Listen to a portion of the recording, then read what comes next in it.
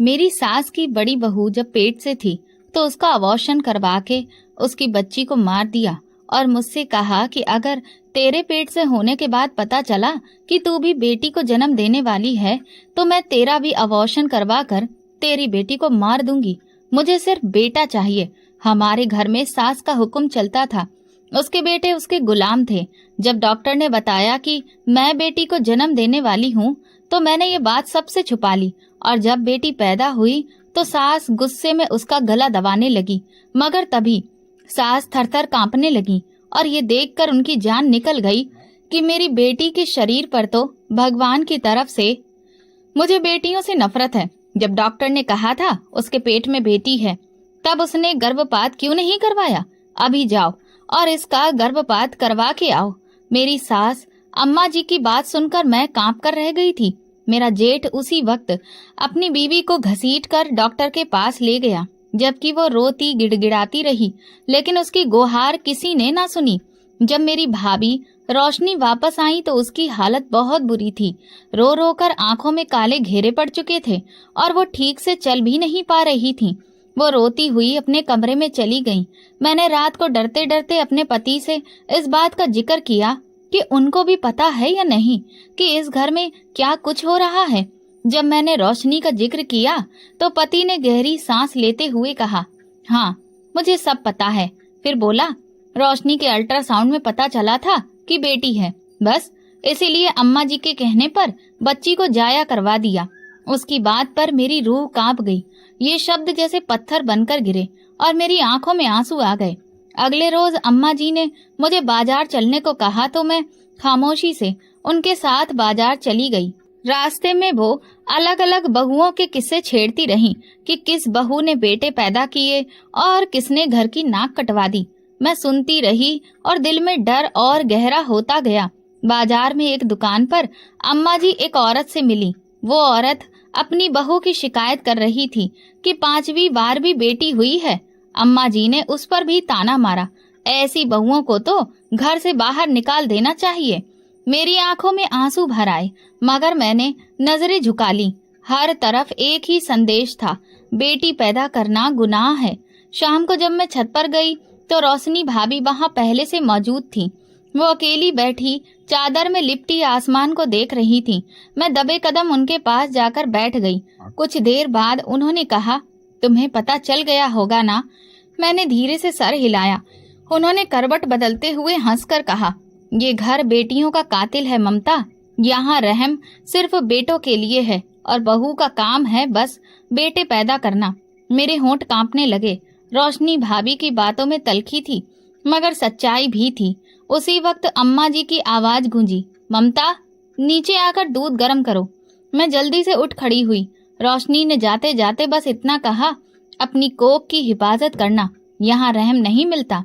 रात गए जब सब सो गए तो मैंने चुपके से अपने पलंग पर लेटे लेटे प्रार्थना की, हे भगवान मेरी इज्जत रखना, मुझे हिम्मत देना।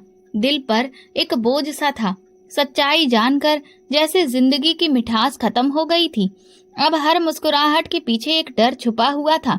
हर खुशी की उम्मीद एक साए में लिपटी दिखाई देती थी। सुबह हुई तो अम्मा जी की आवाज से आंख खुल गई। आंगन में खड़े होकर वो जोर जोर से हिदायत दे रही थी। रोशनी भाभी झुकी झुकी उनके हुक्म पर काम कर रही थी और मैं भी चुपचाप नीचे आकर उनके साथ लग गई। अम्मा जी की आवाज पूरे घर पर राज करती थी। उनकी मौजूदगी में कोई ऊंची आवाज में बात करने की हिम्मत नहीं करता था। ममता बर्तन धोना सीख लो, बहू हो बहू, ससुराल में राज करने नहीं आई हो, सेवा करने आई हो। अम्मा जी ने ताने भरे लहजे में कहा। मैंने चुपचाप सर झुका लिया। यहाँ बोलने का हक किसी के पास नहीं था। सब कुछ अम्मा जी की मर्जी के मुताबिक चलता था। यहाँ तक कि घर के मर्द भी उनके सामने दबी जुबान में बात करते थे। खाने के बाद अम्मा जी ने आंगन में बैठकर अपनी खटिया के नीचे से एक पुराना संदूक निकाला। सब औरतों को बुलाकर बिठा लिया और पुरानी तस्वीरें और कागजात निकालकर दिखाने लगी। हर तस्वीर के साथ एक कहानी थी और हर कहानी में यही सबक था कि बेटे होना फक्र है और बेटियां बोझ। देखो, ये मेरी शादी के वक्त की तस्वीर है। उन्होंने एक ब्लैक एंड व्हाइट तस्वीर दिखाते हुए कहा। मेरे ससुर ने कहा था बेटा पैदा ना किया तो दरवाजा दिखा देंगे। मैंने उनके कहने पर 2 बेटे पैदा किए, कभी बेटी का नाम भी जुबान पर नहीं लाई। सबने हाँ में हाँ मिलाई। रोशनी ने खामोशी से नजरें नीचे कर ली। मैंने एक पल को सोचा कि अम्मा जी किस कदर फक्र से ये सब सुना रही थीं, जैसे बेटियों को ना पैदा करना कोई इनाम हो।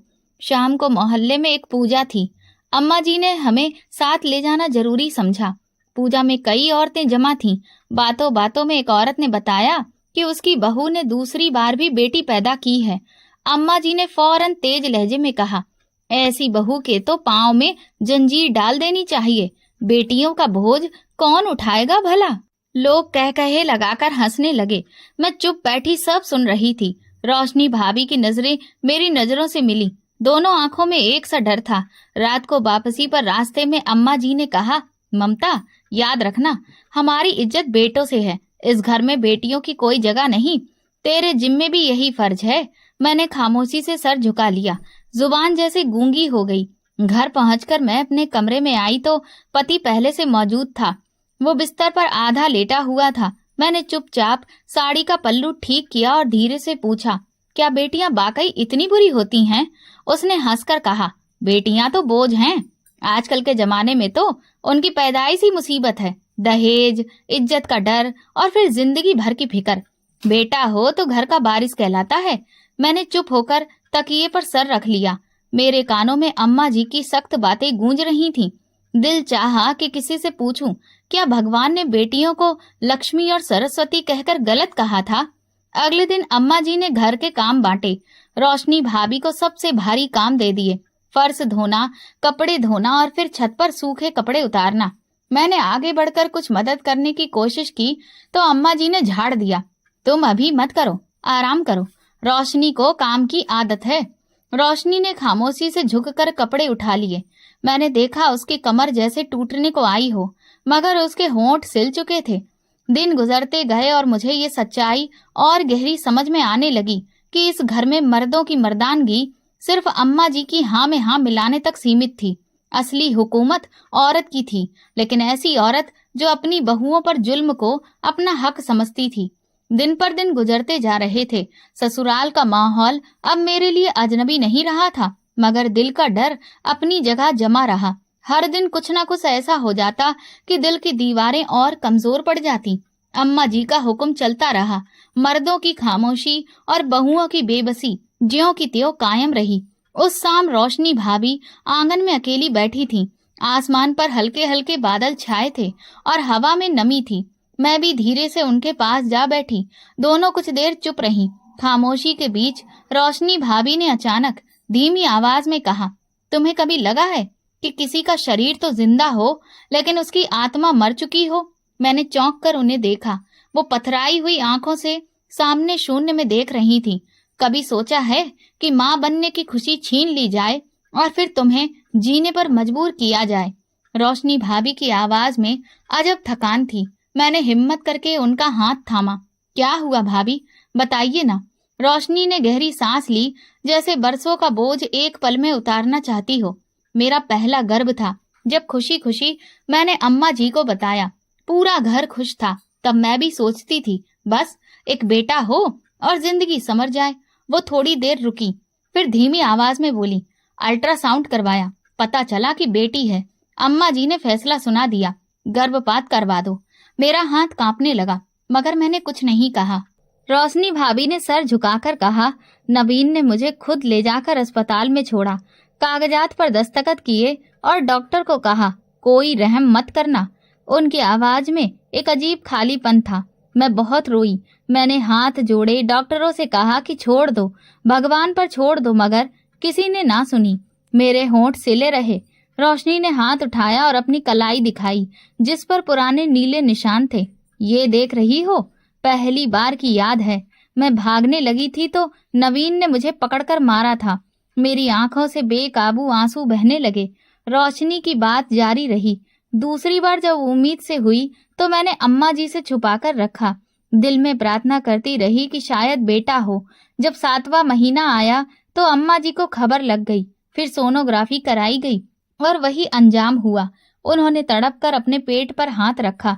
दूसरी बार भी मेरी कोख खाली कर दी गई। मैं बड़ी मुश्किल से खुद को संभाल पाई। रोशनी की कहानी कोई किस्सा कहानी नहीं थी, बल्कि मेरे सामने जिंदा हकीकत थी। तीसरी बार मैंने ठान लिया कि अब कुछ नहीं बताऊंगी, बस भगवान से प्रार्थना करूंगी। वो हल्के हल्के कांप रही थी, मगर इस बार भी कुछ नहीं बच सका। मैंने कांपती आवाज में पूछा, और जेठ जी, भाभी वो कुछ नहीं कहते थे? रोशनी ने कड़वी हंसी हंसते हुए कहा, नवीन तो अम्मा जी के इशारे पर नाचता है। मर्द कहलाने का हक तो खो चुका है। उसके लिए माँ की खुशी सब कुछ है, बीवी का दर्द कुछ भी नहीं। हवा में एक सर्द चुभन भर गई। रोशनी अपनी कहानी सुनाते सुनाते हाँफने लगी थी। मैंने उन्हें पानी लाकर दिया। उन्होंने कुछ घूंट पिए और फिर धीरे से बोली, तुम नई हो, तुम्हें लगता होगा अभी वक्त है, मगर वक्त किसी का इंतजार नहीं करता। ममता, यहाँ औरत की किस्मत माँ बनने से नहीं, बेटे को जन्म देने से जुड़ती है। इतने में अम्मा जी की आवाज आई, रोशनी, दूध चढ़ा है, जाकर देख आओ। रोशनी ने अपना दुपट्टा संभाला, आंसू पोंछे और आहिस्ता से बोली, देख ममता, सच कह रही हूँ, भगवान से दुआ करना कि बेटी ना हो, वरना ये घर तेरी हंसी छीन लेगा, तेरी रूह तक कुचल देगा। मैं उसे जाते हुए देखती रही। उसकी कमर झुकी हुई थी, जैसे उस पर दुखों का पहाड़ लदा हो। रात को मैं छत पर बैठी आसमान देख रही थी और सोच रही थी कि यहाँ औरत होना ही सबसे बड़ा अपराध है और बेटी की माँ होना तो जैसे अक्षम्य पाप। मैंने मन ही मन सोचा, यहाँ जिंदगी की कीमत सिर्फ बेटे से लगाई जाती है और बेटी पैदा करने वाली औरत को अपशकुनी समझा जाता है। सुबह का वक्त था और मैं रोज की तरह किचन में काम कर रही थी। रोशनी भाभी छत पर कपड़े डालने गई थी।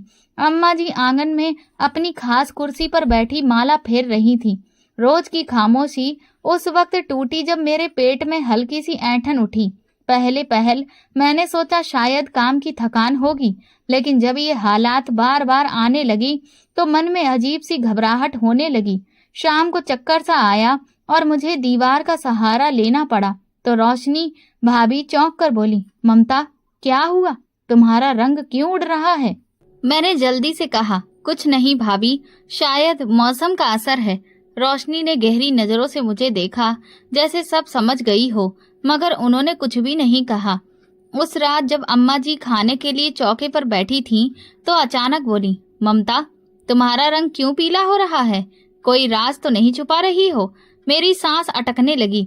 रोशनी ने जल्दी से बात संभाल ली, बोली, बस थोड़ी कमजोरी है अम्मा जी। अम्मा जी ने तेज नजरों से मुझे देखा और बोली, कल सुबह पहली फुर्सत में डॉक्टर के पास ले चलूंगी। अगर कुछ छुपाया हुआ निकला तो ठीक नहीं होगा। मैंने चुपचाप सिर हिला दिया। दिल तेजी से धड़कने लगा। अगली सुबह अम्मा जी मुझे साथ में लेकर एक छोटे से क्लिनिक पर गईं। उस क्लिनिक पर बैठी डॉक्टर ने जब कागज पर दवाइयां लिखते हुए हल्की मुस्कान दी तो अम्मा जी सब समझ गईं। वापसी पर पूरा रास्ता वो खामोश रहीं, लेकिन घर पहुंचते ही धमाका कर दिया। सुनो सब लोग, ममता उम्मीद से है। उन्होंने ऐसे ऐलान किया जैसे कोई बड़ी जीत हासिल कर ली हो। रोशनी भाभी किचन से निकल कर आईं और मेरी तरफ देखकर मुस्कुराईं, मगर उनकी मुस्कुराहट में भी छिपा हुआ डर साफ झलक रहा था। अब हर वक्त अम्मा जी मेरे खाने पीने का खास ख्याल रखने लगी।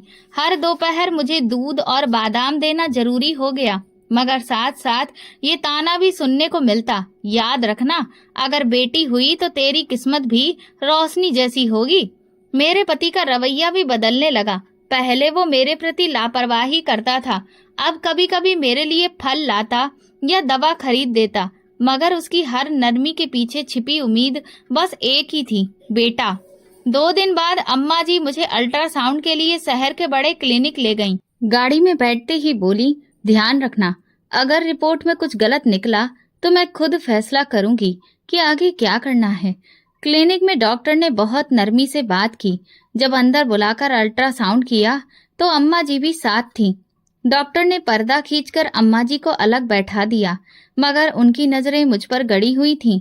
रिपोर्ट देखते हुए डॉक्टर बोली, अभी तो शुरुआती दिन है, पक्का पता कुछ हफ्तों के बाद चलेगा, लेकिन उम्मीद अच्छी है।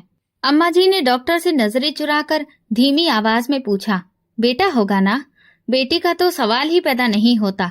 डॉक्टर ने मुस्कुराकर टाल दिया, मगर अम्मा जी का चेहरा सख्त हो चुका था। वापसी पर उन्होंने कार में बैठते ही कहा, देखना ममता, किसी भी मनुष्य को घर में ना आने देना। भगवान से यही प्रार्थना करती रहना कि बेटा ही हो। घर आते ही अम्मा जी ने एक नई रस्म शुरू कर दी। रोजाना मुझे नीम के पत्तों से नहलाया जाता और तरह तरह के टोटके किए जाते।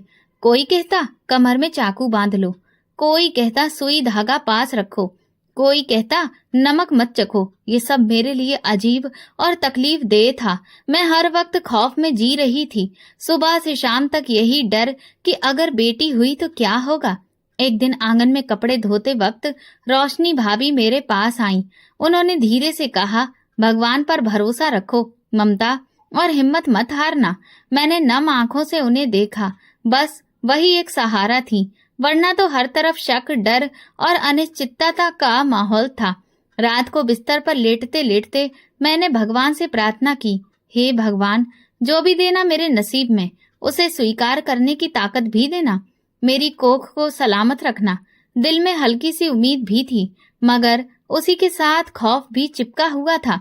सुबह होते ही घर का माहौल बदल गया।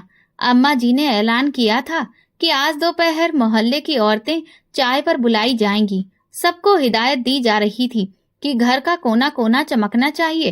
रोशनी भाभी और मैं आंगन धोने, बर्तन मांजने और किचन की सफाई में लगी हुई थी। अम्मा जी हर थोड़ी देर में ऊंची आवाज में नया हुक्म देती। दोपहर ढलते ढलते औरतें आने लगीं। आंगन में कुर्सियां डल गईं, छोटी छोटी थालियों में चाय और बिस्कुट रख दिए गए। मैं कोने में चुपचाप बैठी सब देख रही थी। रोशनी भाभी बार बार किचन से चाय के बर्तन ला रही थी। अम्मा जी का चेहरा खुशी से दमक रहा था, जैसे कोई बड़ी जीत हासिल होने वाली हो। मोहल्ले की औरतें गपशप में लगी हुई थीं। वही घिसी पिटी बातें, बच्चों का जन्म, बहुओं की सेवा और बेटों का गर्व। तभी एक औरत बोली, अरे ममता बहू को देखो, चेहरे की चमक बता रही है, बेटा ही होगा। अम्मा जी ने फौरन हंसकर कहा, शुक्र है बहन, हमारी तो यही प्रार्थना है कि वंश आगे बढ़े, बेटा हो और घर परिवार का नाम रोशन करे। फिर दूसरी औरत बोली, पिछले मोहल्ले की सुनीता कि यहाँ छठी बेटी हुई है, सुनकर तो कलेजा मुंह को आ गया। भगवान बचाए ऐसे नसीब से।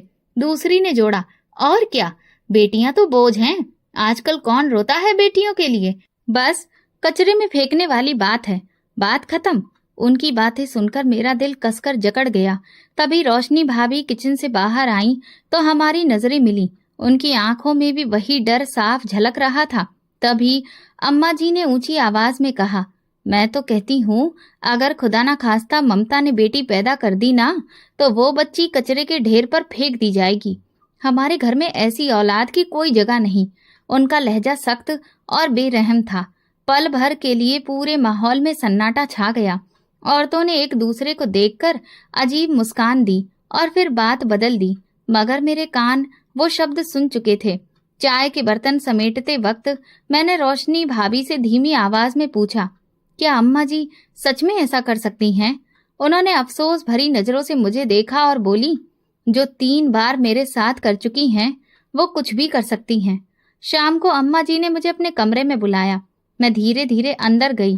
वो अपनी खास कुर्सी पर बैठी थीं और हाथ में माला थी। बैठो ममता, उन्होंने इशारा किया। मैं चुपचाप कालीन पर बैठ गई। अम्मा जी ने नजरें मुझ पर गाड़ते हुए कहा, देखो बेटी, मैंने जिंदगी में बहुत कुछ देखा है। दुनिया बेटियों के सहारे नहीं चलती। बेटियां सिर्फ शर्मिंदगी का कारण बनती हैं। अगर तुम्हारी कोख से बेटी पैदा हुई तो याद रखना, उसका ठिकाना ये घर नहीं होगा। मैंने नजरें झुका ली। दिल में तूफान था, मगर जुबान बंद थी। वह आगे बोली, मैंने तुम्हें सर आंखों पर बिठाया है, मगर ये इज्जत सिर्फ बेटे की पैदाइश से कायम रह सकती है। बेटी का मतलब है तुम खुद अपने लिए बेइज्जती का रास्ता चुनोगी। उनकी हर बात खंजर की तरह दिल में उतर रही थी। मैं खामोशी से उठी और अपने कमरे में चली आई। कमरे में आकर मैंने अपने पेट पर हाथ रखा। अभी तो चंद हफ्ते ही हुए थे, मगर दिल को लग रहा था जैसे सदियों का बोझ उठा रखा हो। हर पल यही ख्याल, यही डर, यही धड़कन कि अगर गलती से बेटी हुई तो क्या होगा। रात गए मैंने रोशनी भाभी को छत पर अकेली बैठे देखा। मैं भी धीरे धीरे कदमों से ऊपर चली गई। भाभी, मैंने पुकारा। उन्होंने पलट कर देखा और थकी सी मुस्कुराहट दी। बोली, डर लग रहा है ना? मैंने धीरे से सिर हिला दिया। वो छत के किनारे पर बैठ गई और बोली, ये डर, ये खौफ यहाँ की हर बहू की किस्मत है। जब मैंने पहली बार माँ बनने की उम्मीद की थी तो हर रात आसमान देखकर भगवान से बेटे की दुआ करती थी, मगर मेरी दुआ कभी काम नहीं आई। हवा भारी थी। हम दोनों छत पर खामोश बैठे थे। दिल में दर्द का तूफान मचल रहा था। कुछ देर बाद रोशनी भाभी बोली, याद रखना ममता, जो लोग भगवान की दी हुई नेमत पर ऐतराज करते हैं, आखिरकार वही सबसे ज्यादा अपमानित होते हैं। मैंने वक्त बदलते देखा है, लेकिन उन दिलों को कभी पिघलते नहीं देखा जो बेटियों को बोझ समझते हैं। मेरी आंखों से आंसू बह निकले, जिन्हें मैंने जल्दी से पोंछ लिया। अचानक नीचे से अम्मा जी की तेज आवाज आई, ममता, ज्यादा आसमान मत ताको, नीचे आकर दूध गर्म करो। मैंने रोशनी भाभी की तरफ आखिरी बार देखा और चुपचाप सीढ़ियां उतरने लगी। दिल में एक ही दुआ गूंज रही थी, हे भगवान, तू ही मेरा सहारा है, चाहे जो हो मुझे हिम्मत देना। इस दुआ के साथ मैंने खुद को आने वाले दिनों के लिए तैयार करना शुरू कर दिया, क्योंकि मैं जान चुकी थी कि इस घर में उम्मीदों का बोझ मेरी कोख से भी भारी था। सुबह की ठंडी हवा में फिर से अम्मा जी की आवाज गूंजी, ममता, तैयार हो जा, आज दोबारा अल्ट्रासाउंड करवाना है। अब तो 4 महीने हो गए हैं, सच जानने का वक्त आ गया है। मेरे हाथ से कंघी गिरते गिरते बची। अम्मा जी की तेज नजरों ने मुझे और ज्यादा डरा दिया। पास से गुजरते हुए रोशनी भाभी ने धीरे से कहा, हिम्मत रखना, जो भगवान चाहेगा वही होगा। मैं चुपचाप गाड़ी में जाकर बैठ गई। रास्ते भर अम्मा जी साथ थीं और हर थोड़ी देर में बोल रही थीं, बस अब खुशखबरी सुनने की देर है, दुआ मांग कि बेटा हो, वरना अंजाम तो तू जानती है। क्लिनिक पहुंचकर हमें थोड़ा इंतजार करना पड़ा। मेरा दिल बहुत तेज धड़क रहा था, हाथ पसीने से भीग गए थे। मन बार बार कह रहा था कि जो किस्मत में लिखा है वही होगा, मगर दिमाग डर के जाल में फंसा हुआ था। जब हमारा नंबर आया तो मैं धीरे से अंदर गई। डॉक्टर ने मुस्कुराकर मेरा स्वागत किया और जांच की तैयारी करने लगी। अम्मा जी भी कमरे में आकर कुर्सी पर बैठ गईं और माला घुमाने लगी, लेकिन उनकी नजरें लगातार मुझ पर टिकी हुई थीं। अल्ट्रासाउंड मशीन की स्क्रीन पर काले सफेद धब्बे उभरने लगे। डॉक्टर ने ध्यान से देखा और फिर मुस्कुराकर बोला, मुबारक हो, बेटा है। मेरा दिल एक पल को धड़कना ही भूल गया। डॉक्टर ने कुछ और हिदायतें दी, मगर अम्मा जी अचानक कुर्सी से उठकर मेरे पास आ गईं। उनकी आंखों में चमक आ गई थी, जैसे कोई बड़ा खजाना मिल गया हो। डॉक्टर का शुक्रिया अदा करते हुए वो बार बार कह रही थी, हे भगवान, तेरा लाख लाख शुक्र है। क्लिनिक से निकलते ही अम्मा जी ने रास्ते में गाड़ी रुकवाकर मिठाई खरीदी, 1 किलो खोया बर्फी और रसगुल्ले। मैंने होंठ काटते हुए उनकी खुशी देखी और मन ही मन दुआ की कि सब ठीक रहे। घर पहुंचते ही अम्मा जी ने पूरे मोहल्ले में खुशखबरी फैला दी, हमारी ममता बेटा लाने वाली है। भगवान ने सुन ली हमारी प्रार्थना। औरतें बधाई देने आने लगीं, मिठाई बांटी गई, गले मिलने की रस्में हुईं। रोशनी भाभी ने चुपके से मेरी तरफ देखा और धीरे से बोली, भगवान करे कि सब वैसा ही हो जैसा कहा जा रहा है, मगर तू मन से दुआ करती रहना। दोपहर तक घर में जश्न जैसा माहौल बन गया। अम्मा जी ने खुशी में ये तक ऐलान कर दिया, अब ममता राज करेगी, मेरी बहू मेरे खानदान का चिराग रोशन करेगी। रात को बिस्तर पर लेटी तो पति मेरे पास आकर बैठ गया। उसके चेहरे पर खुशी साफ झलक रही थी। वो मुझसे घंटों बातें करता रहा। 2 दिन बाद अम्मा जी ने मेरे लिए सोने की चूड़ियां मंगवाईं। उन्हें पहनाते हुए बोली, ये तो बस शुरुआत है, जब बेटा पैदा होगा तो तुझे सोने का हार पहनाऊंगी। पूरे घर में मेरी सेवा हो रही थी। सारे काम रोशनी भाभी पर डाल दिए गए थे।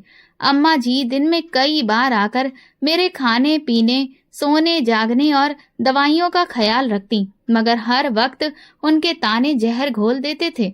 याद रखो ममता, अगर भगवान न करे कोई धोखा हुआ तो रहम की उम्मीद मत रखना। उनके ये शब्द सुनकर मैं और ज्यादा डर जाती। एक रात मैं छत पर टहल रही थी। सर्दी की हल्की हल्की हवा चल रही थी। मैंने आसमान पर चमकते तारों को देखा और मन ही मन भगवान से दुआ की, हे भगवान, तू सब कुछ जानता है। मेरे लिए जो अच्छा हो वही करना, लेकिन मेरी कोख को सलामत रखना। नीचे आंगन में अम्मा जी की आवाज आई। अब तो कोई फिक्र नहीं रही, बेटा आ रहा है, इज्जत भी बच गई और खानदान भी। उनके ये लफ्ज सुनकर मेरे जिस्म में एक सर्द लहर दौड़ गई। मेरे लिए इज्जत की शर्त बस एक बच्चे के जेंडर पर टिक गई थी। दिन गुजरते जा रहे थे। अम्मा जी की खुशी अपने पूरे शबाब पर थी। हर दिन एक नई दुआ, एक नया धन्यवाद किया जाता। 9वें महीने की शुरुआत में तबीयत ज्यादा बिगड़ने लगी, दर्द उठने लगे, कमजोरी बढ़ गई।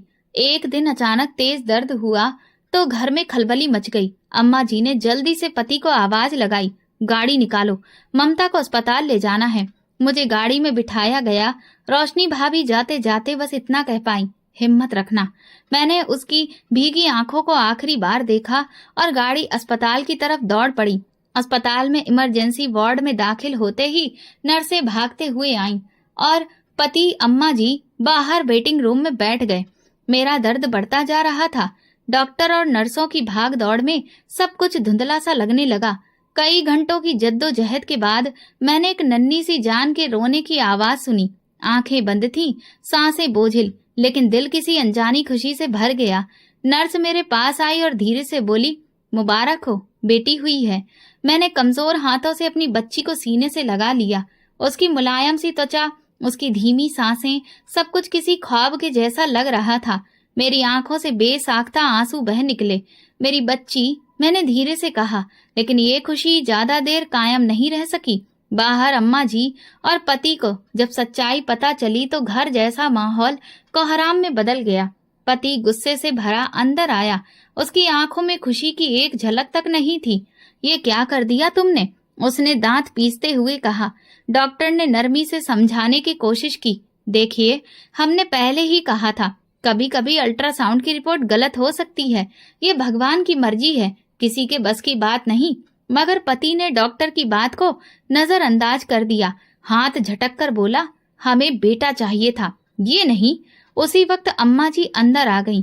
उनके चेहरे पर गुस्सा साफ झलक रहा था। उन्होंने मुझे घूरते हुए कहा, मैंने तो पहले ही कहा था, मनुसियत बाली को घर में मत लाओ। अब देखो, नाक कटवा दी हमारी। मैंने बच्ची को सीने से और कसकर लगा लिया। मेरी पलकों से आंसू गिरकर चेहरे पर ढलकने लगे।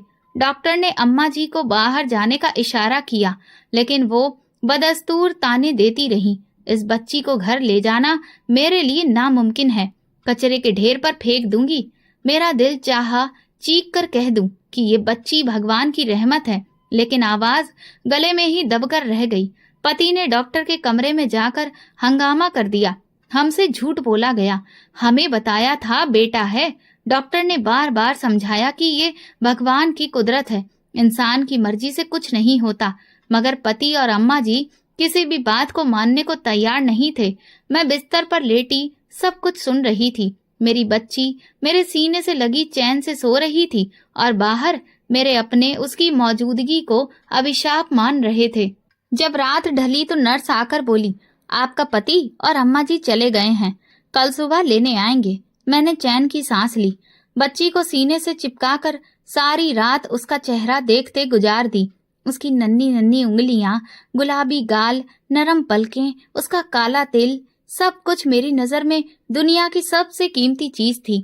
लेकिन उसी के साथ एक सवाल दिल में बार बार गूंज रहा था, इस बच्ची का क्या होगा? क्या मैं इसे अपनी बाहों में सुरक्षित रख पाऊंगी? सुबह हुई तो पति और अम्मा जी वापस आए। उनके चेहरे पहले से ज्यादा सख्त थे। पति ने अस्पताल के कागजात पर दस्तखत किए। अम्मा जी ने डॉक्टर से फिर वही सवाल किया, इसे कचरे के ढेर पर फेंकने की इजाजत है या कानून पकड़ लेगा? डॉक्टर ने सख्ती से जवाब दिया, ये बच्ची भगवान की देन है, ऐसा सोचना भी गुनाह है। अम्मा जी ने मुझे घूर कर देखा और धीरे से बोली, घर जाकर तेरा हिसाब होगा। अस्पताल से लौटते वक्त मैंने अपनी बच्ची को चादर में लपेटकर गोद से कसकर लगा लिया। रास्ते भर बस यही दुआ करती रही, हे भगवान, मेरी बच्ची की सुरक्षा करना। गाड़ी में सन्नाटा था। पति चुपचाप सड़क पर देख रहे थे और अम्मा जी बड़बड़ा रही थी, मनूस लड़की, अब देखना इस घर में कैसे जहर घोलेगी। घर का दरवाजा खुला तो मैं बच्ची को सीने से लगाए अंदर चली आई। अम्मा जी की आंखों में आग थी, जैसे नफरत की चिंगारियां बरस रही हों। पति ने बिना कुछ कहे दरवाजा बंद कर दिया। माहौल बोझिल था, जैसे कोई तूफान आने वाला हो। मैं सीधे अपने कमरे की ओर बढ़ गई। बच्ची मेरी छाती से लगी हुई थी।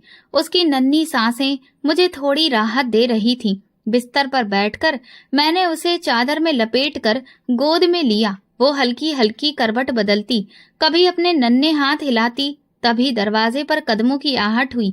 मैंने चौंक कर देखा। अम्मा जी कमरे में दाखिल हुई। उनके पीछे पति भी थे। अम्मा जी बोली, चलो बच्ची दो। मैंने घबराकर उसे और पास कर लिया। क्या मतलब अम्मा जी? ये मेरी बेटी है। उनके चेहरे पर खौफनाक मुस्कान थी। ये तेरे पास नहीं रहेगी, अब इसे बाहर फेंका जाएगा। बोला था ना, मनुष्यत घर में नहीं चाहिए। मेरी आंखों से आंसू बहने लगे। मैंने गिड़गिड़ाकर कहा, भगवान का वास्ता है, ऐसा मत करो, ये मेरी औलाद है। पति ने आगे बढ़कर मेरा हाथ पकड़ लिया। अम्मा जी जो कह रही हैं वही होगा, बच्ची हमें दे दो। मैंने पूरी ताकत से हाथ छुड़ाया और बच्ची को और कसकर सीने से लगा लिया। नहीं, मैं अपनी बच्ची किसी को नहीं दूंगी, चाहे मेरी जान चली जाए। अम्मा जी ने इशारा किया और पति ने झटके से बच्ची मेरे हाथों से छीन ली। बच्ची जोर से चीख कर रोने लगी। मेरा दिल बंद हो गया। मैं अम्मा जी के पैरों में गिर गई। रहम करो, भगवान से डरो अम्मा जी। अम्मा जी का चेहरा और सख्त हो गया। इस घर में रहम बेटों के लिए होता है, बेटियों के लिए नहीं। पति बच्ची को लेकर बाहर निकल गया। मैं रोते रोते उनके पीछे भागी, मगर अम्मा जी ने दरवाजा मेरे मुंह पर बंद कर दिया। बाहर मत निकलना, जो होना था हो गया। उनकी आवाज दरवाजे के उस पार से आई। मेरे अंदर जैसे जान ही निकल गई। मैं पागलों की तरह दरवाजा पीटने लगी। मेरी बच्ची लौटा दो, भगवान का वास्ता है। कुछ देर बाद दरवाजा खुला और मैं तेजी से बाहर निकली। आंगन सुनसान था। दरवाजे से बाहर झांका तो गली सन्नाटे में डूबी हुई थी। नंगे पांव, बिखरे बालों के साथ मैं गली में भागती हुई निकली। एक हाथ में दुपट्टा संभालती, दूसरे हाथ से दीवारों का सहारा लेती। मेरी बेटी कहाँ है? किसी ने देखी मेरी बेटी? मेहरबानी करके बता दो। हर रास्ते से जाने वाले से पागलों की तरह पूछती। चंद राहगीर हैरत से मुझे देखते, मगर कोई मदद के लिए आगे ना आया। कुछ औरतें दरवाजों से झांक कर हंसती रहीं। कुछ मर्दों ने सर झुकाकर रास्ता बदल लिया। मैं गली के नुक्कड़ पर पहुंची तो एक बूढ़ी औरत मिली। मैंने हांफते हुए उनके सामने हाथ जोड़कर कहा, मेरी बेटी कहीं देखी है? उसने बेपरवाही से कहा, ना बेटी, यहाँ तो कोई नहीं आया। तू कहाँ से आ गई है नंगे पांव? मेरी आंखों से आंसू थम नहीं रहे थे। मैं एक गली से दूसरी गली, एक मोहल्ले से दूसरे मोहल्ले की तरफ भागती रही। हर दरवाजे पर दस्तक देती, हर चेहरे को देखकर उम्मीद लगाती, मगर मेरी बेटी कहीं नहीं थी। एक जगह मुझे लगा मैंने किसी को बेटी को ले जाते देखा है। मैं चीखती चिल्लाती उसकी तरफ भागी, मगर वहां कोई नहीं था। मेरा दिल हलक में आ गया। कदम लड़खड़ाने लगे। घुटनों के बल सड़क पर गिरकर मैंने आसमान की तरफ देखा। हे भगवान, मेरी बेटी, मुझे मेरी बेटी लौटा दे। रात हो चली थी। सड़कों पर अंधेरा फैलने लगा। लोग अपने घरों को लौट रहे थे। मैं तन्हा, थकी हुई, लुटी हुई एक कोने में बैठी अपनी हिचकियों को दबा रही थी। कुछ देर बाद मैंने हिम्मत जमा की और फिर गलियों में पागलों की तरह बेटी को ढूंढने निकल पड़ी। रात के पिछले पहर जब हवाएं ठंडी हो गईं और पूरा मोहल्ला अंधेरे में डूब गया था, मैं अभी भी अपनी बेटी को तलाश कर रही थी। हर दीवार पर, हर नुक्कड़ पर, हर साए में मुझे अपनी बेटी की मासूम चीखें सुनाई देती, मगर वो कहीं नहीं थी। गलियों की खाक छानने के बाद जब हिम्मत और उम्मीद दोनों साथ छोड़ गईं, तो मैं निडाल होकर वापस घर लौटी। दरवाजा खुला था, मगर आंगन सुनसान। न कोई आवाज, न कोई आहट। दिल में एक आखिरी उम्मीद की चमक लिए मैं कमरे कमरे बेटी को तलाश करती रही, लेकिन हर जगह खाली थी। मेरी बेटी कहीं नहीं थी। अम्मा जी अपने कमरे में थीं, चेहरे पर एक अजीब इत्मीनान। मैंने भागकर उनके कदमों में गिरकर कहा, अम्मा जी, भगवान का वास्ता है, मेरी बेटी वापस कर दो। उन्होंने माला हाथ में घुमाते हुए कहा, जिस भगवान से डरती थी उसी से मांग ले, अब हम पर बोझ डालने की कोशिश मत कर। मैंने पति से पूछा, हाथ जोड़कर रोई, कहाँ ले गए हो मेरी बेटी को? उसने ठंडी आवाज में जवाब दिया, जो होना था हो गया, अब बेकार सवालों से तंग मत कर। इन अल्फाजों ने मेरा कलेजा चीर दिया। मैं समझ चुकी थी मेरी बेटी मुझसे हमेशा के लिए छीन ली गई है। दिन महीनों में बदल गए, जख्म तो भरने का नाम ही नहीं लेते थे, लेकिन वक्त का पहिया रुका नहीं। 1 साल बाद भगवान ने मुझे दोबारा माँ बनने की खुशखबरी दी। अम्मा जी को जब पता चला तो खुश हो गईं, मगर उनका पहला सवाल वही था, बेटा होगा ना? इस बार वक्त के साथ साथ अल्ट्रासाउंड ने साफ कर दिया कि इस बार बेटा था।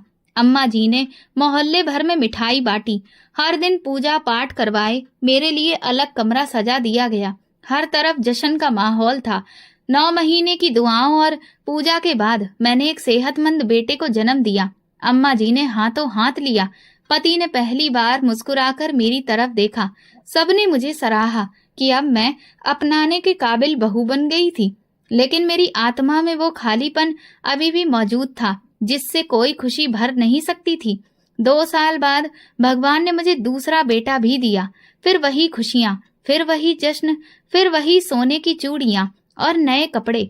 बेटों के आने से मेरा रुतबा तो कुछ बढ़ गया था, मगर दिल का वो कोना जहां मेरी पहली बेटी की याद बसी थी, वो कभी आबाद ना हो सका। मैं अक्सर रात को छुपकर रो लेती, छत पर जाकर आसमान की तरफ देखती और धीरे से बोलती, मेरी पहली बेटी, कहाँ हो तुम?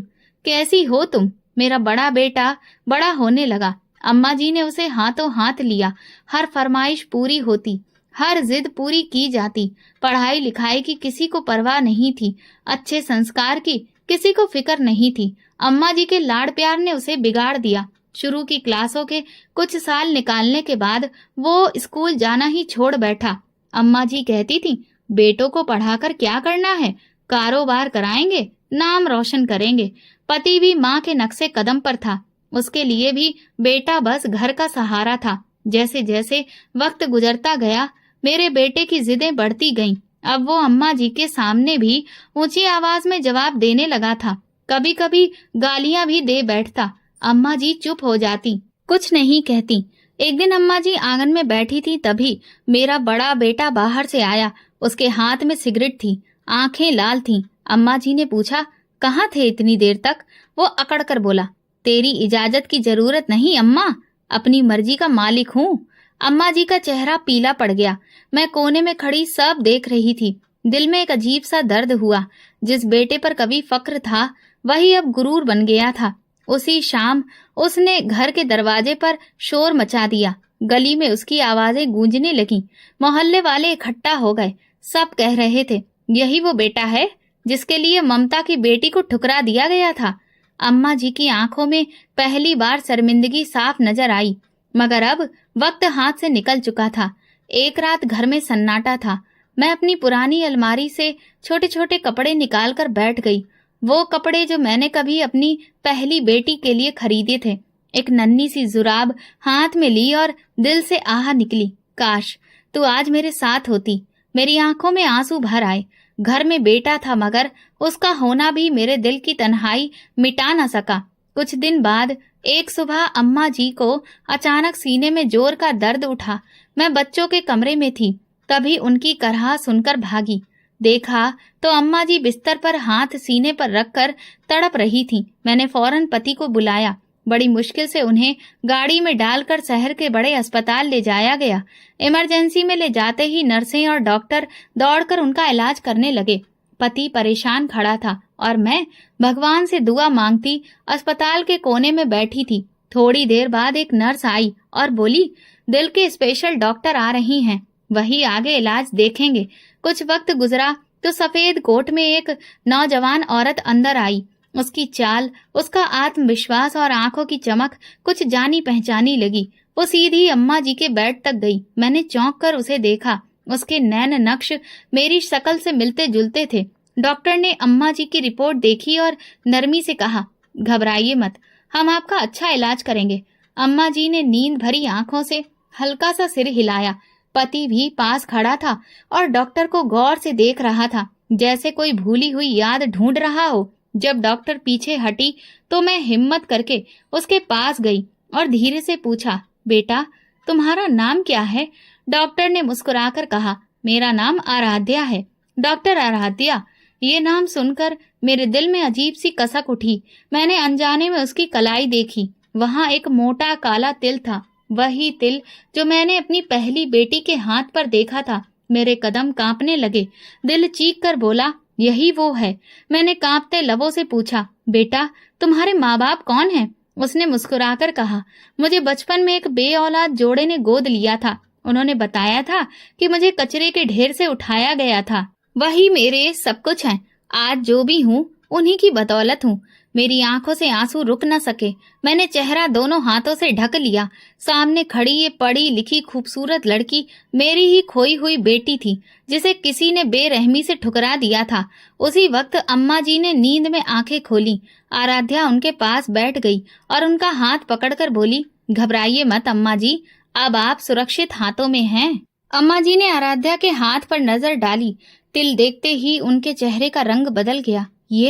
ये अम्मा जी हकलाते हुए कुछ कहना चाहती थी, मगर अल्फाज गले में अटक गए। पति ने भी आराध्या को गौर से देखा। शायद दिल के किसी कोने में पछतावे ने सिर उठा लिया था। आराध्या ने हंसकर कहा, क्यों अम्मा जी हैरान हो गई? जिंदगी कभी कभी बड़े उलटफेर दिखाती है। जिन्हें हम बोझ समझकर छोड़ देते हैं, वही आगे चलकर हमारी उम्मीद बन जाते हैं। अम्मा जी का हाथ कांपने लगा, आंखों से आंसू बह निकले। मैंने आगे बढ़कर आराध्या का हाथ थामा। बेटा, मेरी आवाज भर्रा गई, तू ही है मेरी आराध्या, मेरी खोई हुई आराध्या। आराध्या ने मेरी तरफ देखा, चंद लम्हों के लिए खामोश रही, फिर धीरे से बोली, माँ होना सिर्फ जन्म देने से नहीं होता। परवरिश, मोहब्बत, कुर्बानी, ये सब एक औरत को माँ बनाते हैं। मेरे आंसुओं का बांध टूट गया। अस्पताल के कमरे में एक अजीब सी खामोशी छा गई। अम्मा जी अपने बिस्तर पर लेटी रहीं। उनके चेहरे पर शर्म और पछतावे की लकीरें साफ नजर आ रही थीं। रात को जब सब लोग बाहर निकले, आराध्या मेरे पास आई, बोली, मैं जानती हूँ कुछ रिश्ते खून के होते हैं, कुछ एहसास के। आपने जो दर्द सहा है, शायद वो मेरी आत्मा ने महसूस किया हो, इसलिए मैं आज यहाँ हूँ। मैंने कांपती आवाज में कहा, बेटा, मैंने तुझे नहीं छोड़ा था, मुझे तुझसे छीन लिया गया था। आराध्या ने मेरा हाथ थाम कर कहा, अब जो हो चुका वो बदला नहीं जा सकता, मगर जो वक्त बाकी है उसे हम अच्छा बना सकते हैं। आराध्या ने अम्मा जी का इलाज संभाल लिया, उनका हर लम्हा ध्यान से ख्याल रखा। अस्पताल का स्टाफ भी आराध्या की तारीफ करते नहीं थकता। एक दिन अम्मा जी ने आराध्या को बुलाया और कांपती आवाज में बोली, बेटा मुझे माफ कर दे, मैंने तेरी सूरत में भगवान के तोहफे को ठुकरा दिया था। आज देख, जिन बेटों पर फकर था वही मुझे छोड़ गए, और तू जिसे मैंने दुत्कारा वही मेरी जिंदगी बचा रही है। आराध्या ने मुस्कुराकर कहा, भगवान माफ करने वाला है अम्मा जी, हम भी माफ कर सकते हैं। अम्मा जी फूट फूट कर रोने लगी। मैं दरवाजे के पास खड़ी ये मंजर देख रही थी। दिल में एक अजीब सा सुकून था, जैसे बरसों का बोझ एक पल में हल्का हो गया हो। अम्मा जी ने एक दिन आंखें खोली तो सबसे पहले आराध्या नजर आई। उनके होठों से बेसाख्ता निकला, बेटा। आराध्या ने तुरंत उनका हाथ पकड़ लिया। अम्मा जी, मैं यही हूँ। अम्मा जी की आंखों से मोटे मोटे आंसू बहने लगे। मैं जालिम थी, जाहिल थी, मुझसे बड़ी पापिन कोई नहीं। उनकी आवाज टूट रही थी। मैंने तो इंसानियत को भी शर्मसार कर दिया। आराध्या ने नरमी से कहा, मुझे खुशी है कि आपको अपनी गलती का एहसास हुआ है। ये सुनते ही अम्मा जी का सब्र टूट गया। वो जार जार रोने लगी। मैंने देखा उनका पूरा जिस्म हिचकियों से कांप रहा था। आराध्या ने उनका हाथ कसकर थामा, जैसे एक असली बेटी अपनी माँ का सहारा बनती है। कुछ ही दिनों में अम्मा जी की तबीयत पहले से बेहतर हो गई। अस्पताल से घर वापसी पर घर का माहौल बदला बदला सा था। आराध्या कभी दवा देती, कभी उनके पास बैठकर दिल बहलाती। पति और बेटे अब भी अपनी दुनिया में मगन थे। उनके लिए अम्मा जी की बीमारी और सेहत दोनों का कोई मतलब नहीं था। एक दिन मैं आराध्या के साथ देर तक बातें करती रही। मैंने उसका बचपन पूछा, उसके ख्वाबों के बारे में जाना। वो बड़ी खुशी से सब कुछ बताती रही। बोली, माँ, मैंने सोचा भी नहीं था कि मेरी असल माँ मुझे कभी मिलेंगी, लेकिन दिल के किसी कोने में हमेशा खालीपन रहा।